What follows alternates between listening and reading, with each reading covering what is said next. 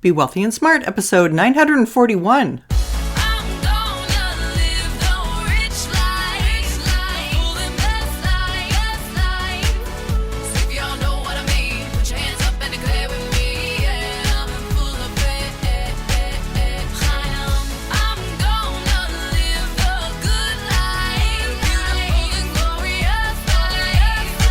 Step into a world of wealth and financial freedom without budgets, boredom, or bosses on Be Wealthy and Smart.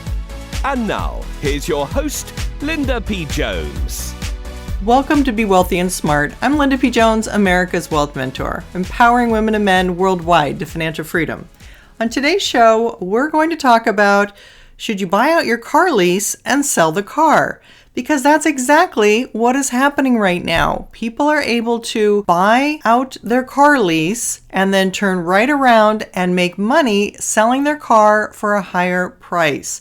That's because of all the craziness going on with used cars right now, and they're in such a shortage that prices are much higher than car dealers expected when they negotiated the leases 3 years ago. So this article comes to us from NBC News. And it says, ready to turn in your lease? Record used car prices could mean a financial bonanza. And the subheading says, savvy customers are buying out their leases, immediately reselling the vehicles, and pocketing the difference. This was written by Paul Eisenstein, and it says, for savvy motorists who've been leasing vehicles, they're now ready to turn in. Record high used car prices could mean a financial bonanza. After tumbling to recession-era levels during the early months of the pandemic, the auto market roared back with a vengeance early this year. Dealers are struggling to find products to sell, fueling surging prices all around. With few new cars on showroom lots, motorists have been snapping up whatever used cars they can find. Josh Frankel, a New York-based financial consultant, found that his leased 2018 Jeep Compass was worth $18,000 on the used car market, nearly $3,000 more than the buyout value in his lease contract. So, rather than turn the SUV back in, Frankel struck a deal to sell it to a used car wholesaler. It couldn't have been easier, he said by phone. I didn't have to lay out a penny. He came to my house, I handed him the keys, and got a check. When they calculate lease prices, finance companies estimate the residual value of the vehicles at the end of the leases, essentially guessing what they will be worth. The figures help calculate monthly payments, but they're also used to set buyout prices customers can pay at the end of the leases to keep the vehicles. The folks who determine residuals are normally quite good at it, said Michelle Krebs, principal auto analyst with Cox Automotive. But they didn't count on a combination of COVID-19 and a crippling shortage of semiconductor chips. Lease buyout prices were set 3 years ago when they never thought used car prices would be this high, Krebs said. As a result, many lease customers are buying out their leases and then immediately reselling the vehicles, and, like Frankel, pocketing the difference. Used car prices have gone crazy, said Wes Gruninger, a mobile tech developer from Seattle who leased a 2019 Honda Ridgeline. In June, he went online and found Carvana offering $36,400 for the truck, a handy premium over the $29,000 buyout value. It was a deal he couldn't refuse. I wouldn't have believed it if it didn't happen to me, said Gruninger, who wound up netting almost $8,000.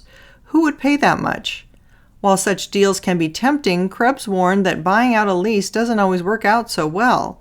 The lease laws vary widely state by state, she said, stressing that people need to do their homework as to what the laws are. That was advice Nicola and Joe Pariseau of Atlanta could have used before they decided to buy out the lease on their Volkswagen Tiguan and then resell it.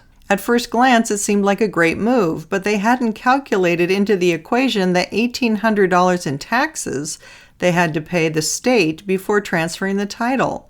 We thought we were golden, but in the end, we wound up losing a few $100s, Joe Pariseau said. Nicola Pariseau added, it ended up being a fiasco. There are other reasons to think twice before buying out a leased vehicle and then reselling it. The big question is, what next? If you already have another car, you could be in great shape. But if you need to turn around and buy another vehicle, your profits might be fleeting. Debbie Mazza was counting down the days until she could end her 2018 Toyota Camry lease, especially when she found my car was going for $5,000 more than what my lease said it was worth. But before she completed the buyout, Mazza realized that she would need to replace the Camry with something else. When she started checking with dealers, she discovered that everything she wanted was either sold out or going for a lot more than she had expected. So Mazza has decided to wait, at least for now, until she finds out what she wants, even if she doesn't make a profit on the Camry. Consumers with cars, trucks, or crossovers with leases that are about to end should keep several things in mind. Number 1, find the residual value in your lease and check what the rules are for a buyout. They can vary from one manufacturer to another and one lender to another. Number 2, the residual may not be the same as the buyout price, especially if you're looking to end the lease early. Number 3, look up the vehicle's current market value using online pricing guides like Edmunds or the Kelley Blue Book, or used car services with online pricing guides such as Carvana, Shift, or Vroom. Number 4, check state and local regulations for buying out leases and then reselling the vehicles. In some states, you might get stuck paying hefty sales taxes or fees. Number 5, once you know what your car will go for, subtract what it will cost to buy it out, along with any taxes or fees, and come up with a final number. And number 6, factor in potential paperwork and other hassles, while remembering that buying or leasing a replacement vehicle could be more costly and difficult right now. End of article.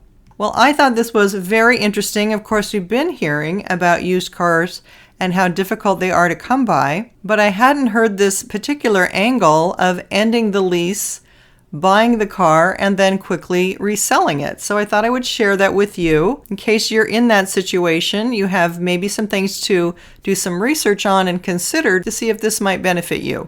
If you haven't yet subscribed to Be Wealthy and Smart, hit the subscribe button and you'll be notified of new podcasts so you never miss one of them. That's all for today. Until next time, live the good life and be wealthy and smart. Thank you for listening to Be Wealthy and Smart with Linda P. Jones. Share the wealth and tell your family and friends about the show. Check out our website, blog, and social media for more riches at www.bewealthyandsmart.com.